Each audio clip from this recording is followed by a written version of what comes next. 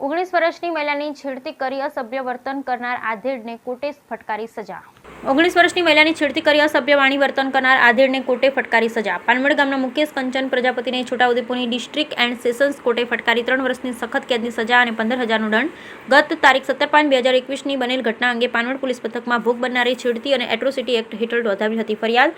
નામદાર કોર્ટે atrocity act હેઠળ તાસીર ખાન ઠેરવી 3 વર્ષની સખત કેદની સજા અને ₹10,000નો દંડ તેમજ છેડતી અંગેની કલમો હેઠળ તકશીરવાન ઠેરવી 3 વર્ષની સખત કેદની સજા અને ₹5,000નો દંડ ફટકાર્યો। Bureau report Rehan Patel, Chhota Udepur.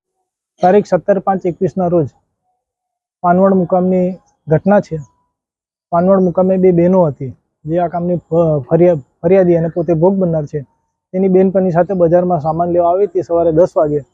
તે સમયે આરોપી મુકેશભાઈ કંચનભાઈ પ્રજાપતિ પાનવડથી રાયસા જતા રોડ ઉપર તેનીને પકડી અને મારે તાર સાથે ખોટું કામ કર્યું છે, મારે તેને રાખવી છે તેમ કરી છેડતાની કરી તેને જાતિ વિષયક શબ્દો બોલેલા, જે બાબતનો કેસ અત્રેની સેશન્સ કોર્ટમાં ડિસ્ટ્રિક્ટ જજ સાહેબની કોર્ટમાં ચાલી જતા ડિસ્ટ્રિક્ટ જજ સાહેબે આરોપીને એટ્રોસિટી એક્ટના ગુના હેઠળ તેને 3 વર્ષની સખત કેદ અને ₹10,000નો દંડ અને તેની છેડતાની કરવા બદલ 354A1ના ગુનામાં 3 વર્ષની સખત કેદ અને ₹5,000નો દંડનો હુકમ કરેલો છે।